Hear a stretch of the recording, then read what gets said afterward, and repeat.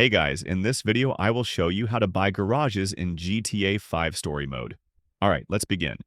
Garages in GTA 5 allow you to store extra vehicles for Michael, Franklin, and Trevor. Before buying a garage, make sure you have completed the mission Father and Son, because this unlocks the ability to purchase properties.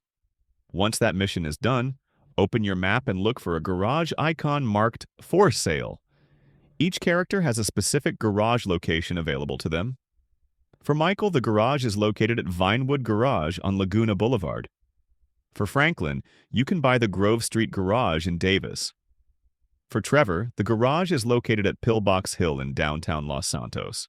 Drive to the garage location with the character you want to purchase it for.